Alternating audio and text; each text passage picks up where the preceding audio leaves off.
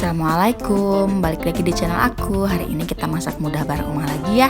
Ini aku masak sambal ala-ala pecel lele yang sering dijual di pinggir jalan. Bahannya mudah banget, cuman pakai cabai, bawang putih, tomat, dan juga penyedap rasa. Aku pakai kaldu ayam merek Royco.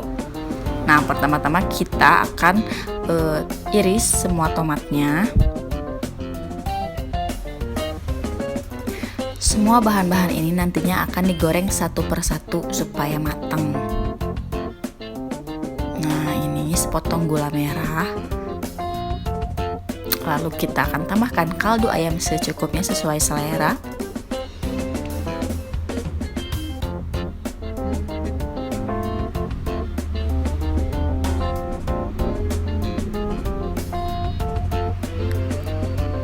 Lalu ulek semuanya sampai rata, uleknya satu persatu ya.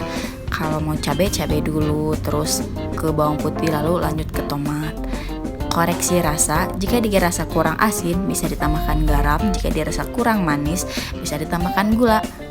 Itu sesuai selera masing-masing ya.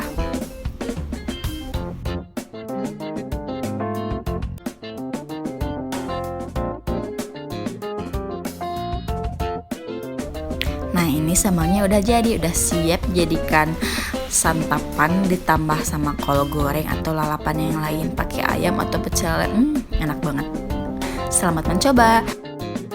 Jika video ini bermanfaat, tolong komen, like, and subscribe. Terima kasih.